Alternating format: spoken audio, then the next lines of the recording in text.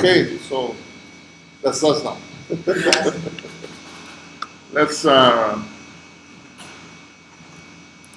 do this lesson number 6. I guys have downloaded assignment number 6 and class note number 6. Okay.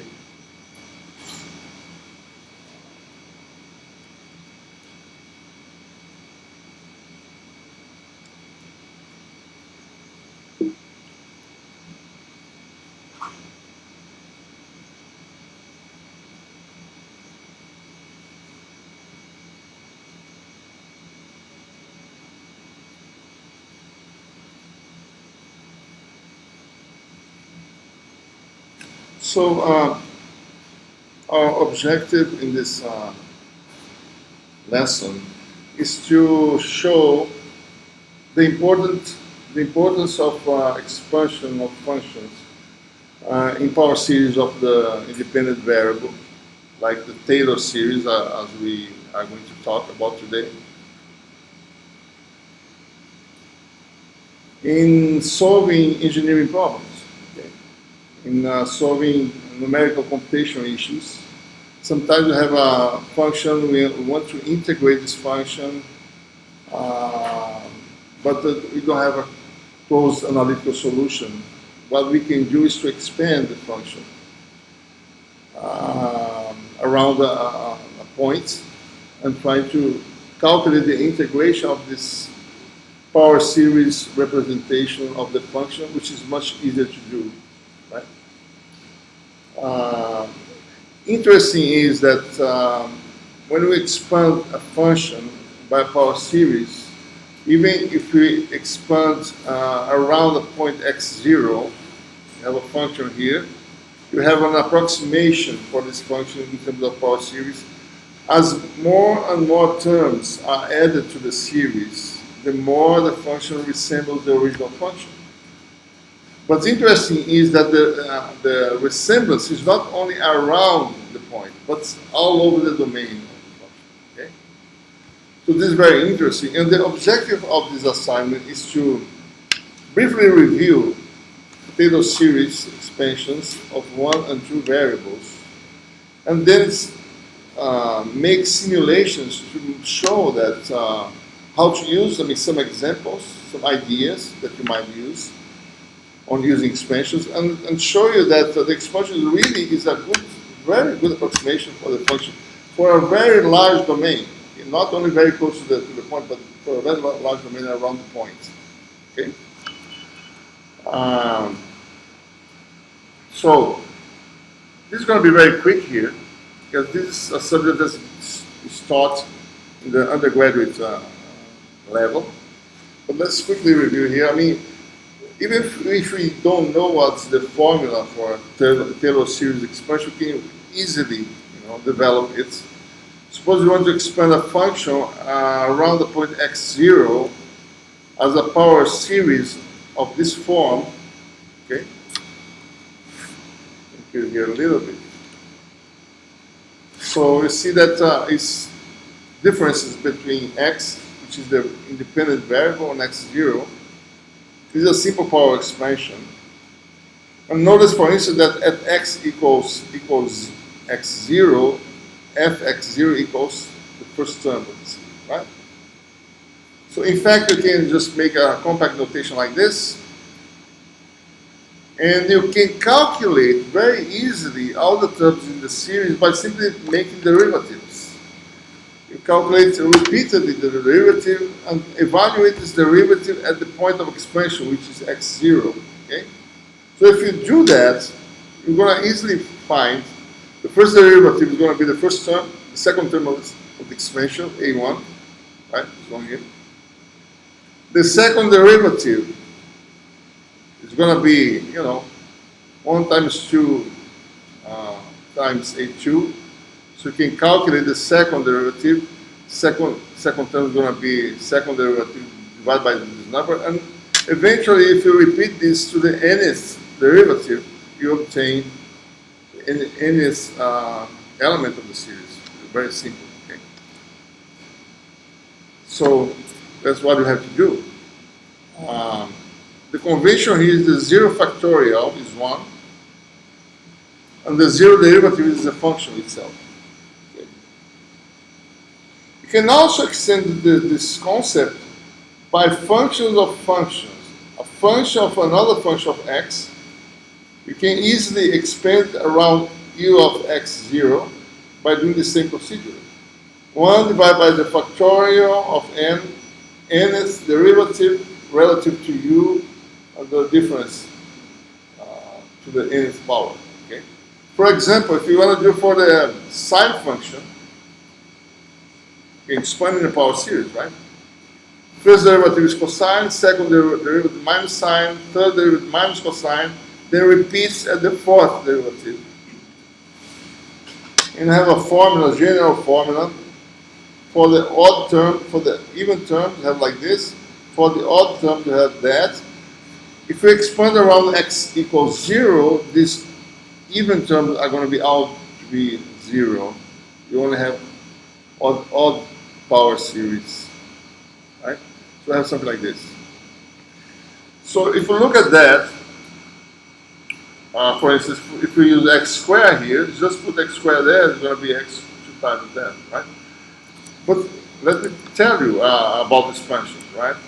If you expand, as we did,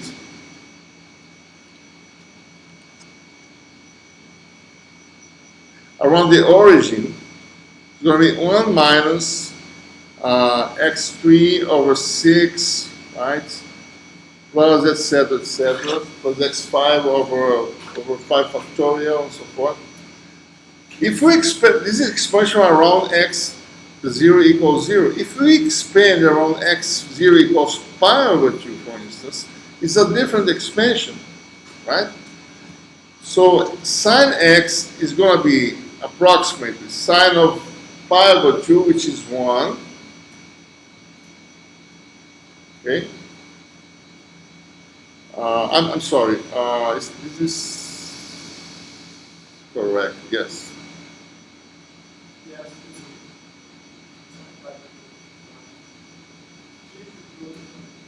Yes, sine of pi over 2 equals to 1. I think this is wrong here. I'm sorry. This is not 1 here, okay? I think I did it wrong. This is x. This is x. Sorry about that. This is x. Because sine of 0 is 0. So here's going to be sine of pi over 2 is 1. The next term is the derivative of pi over 2, which is cosine, which is 0. Then it goes to the next term is even, right? Minus x2 over 2, and so forth, okay?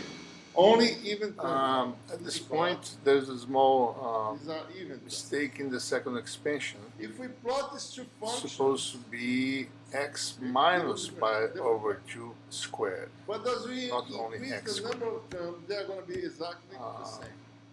That's all. That doesn't have any effect on the discussion here, but just to remark that. X equals 0. If you increase the number of terms, they're going to be exactly equal. You're going to see that. You can test that if you want, okay? Increase the number of terms and test that. Right? What I want to say is this. I mean, the expansion is not only around the point. It goes all over the domain of the function. If you increase the number of terms indefinitely, okay? And that's what I want you to see in the simulations also, okay? So, getting back to our theory here,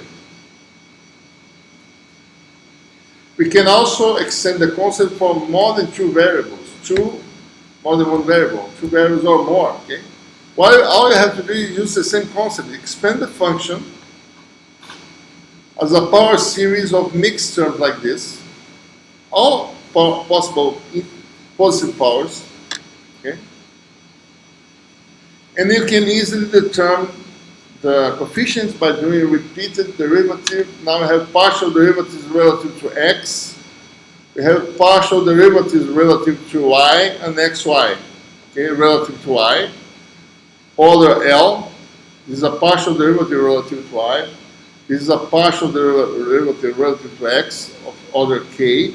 And we have mixed derivative, order k in x, order L in y. mixed derivative like this. And if you arrange terms, you can show, okay, that the coefficient is very simple. It's a very simple expression, very similar to the expression we had for a single variable. Okay. The partial derivative, let's just say, partial derivative of order KL relative to x, y respectively, divided by k factorial, L factorial. For instance, A00 is the 0 derivative, which is the function itself. This is 1, 1. Okay? Only x derivative is just the derivative relative to x. K0 is the same as xk. 0 factorial is 1 k factorial. 0L is like this. So you can do all the derivatives and expand a function with an arbitrary number of terms, 2 variables. You could extend that to more and more variables. You would have, for 3 variables, x, y, and z, you would have all sorts of derivatives you would calculate. Okay? Same principle. Okay? For instance, if you do this one, suppose you want to expand a function of 2 variables up to second order. When you say up to second order, it means that we go to all terms up to square of terms. This is square, xy is a square, right? X square, y linear, x linear are independent here. You can easily calculate the coefficients, okay, of the expansion. That's a very useful expansion sometimes. Very simple expansion. This is used, for instance, to smooth images. You just make an expansion, quadratic expansion around 2 points. You make a very simple expansion like that. You can smooth the transition of a pixel to another pixel by doing this kind of expansion. Okay, can smooth, improve resolution sometimes doing that. Okay, so that's what we have to say. And here we have our assignment in 2 parts. The first part is analytical.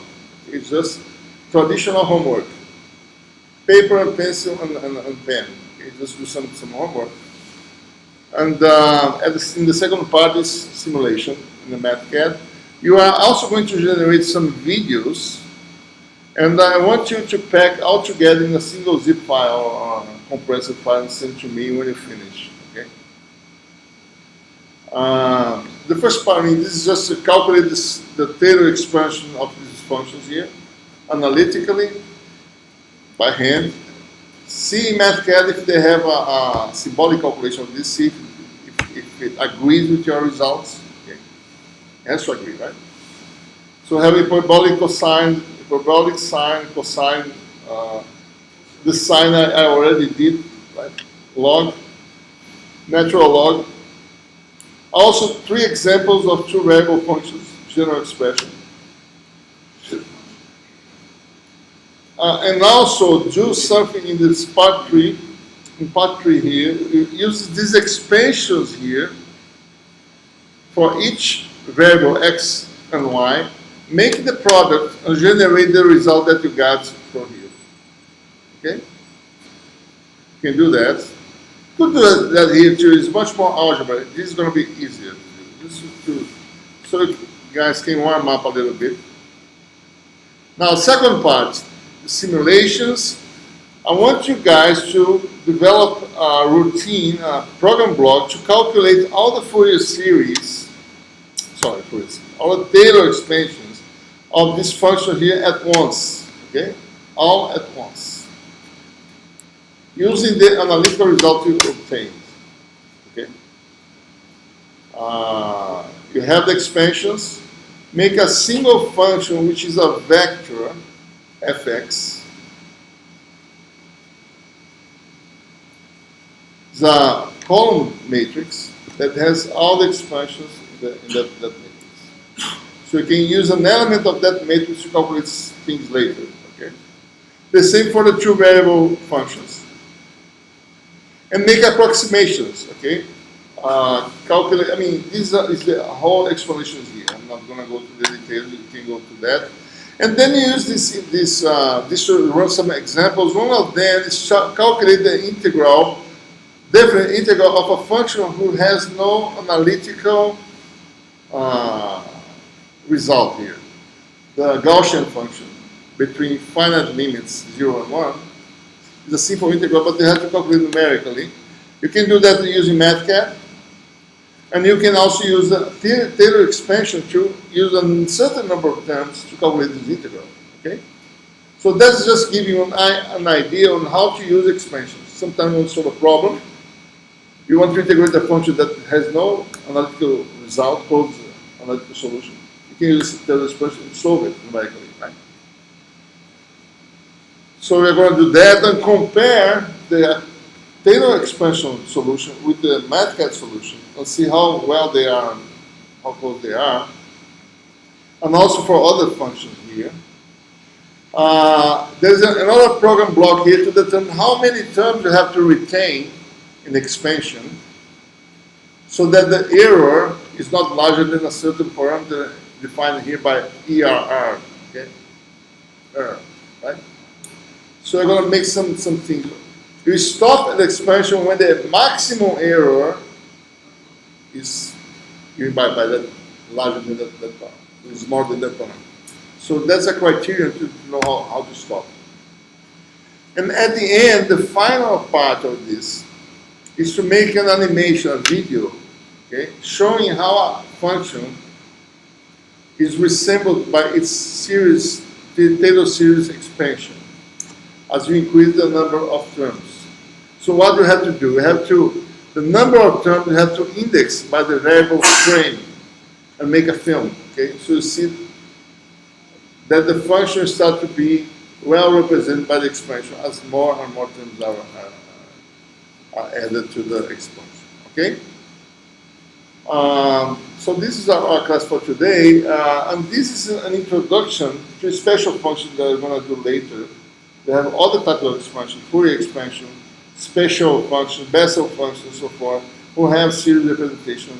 This lesson also has the objective of being a startup for the other themes that we are going to develop in this course. Okay? Any questions there? No questions? Okay. I'm going to the lab now. I have about an hour. If you guys have any questions on previous assignments, I'm going to be there. Okay? Feel free to call. Right?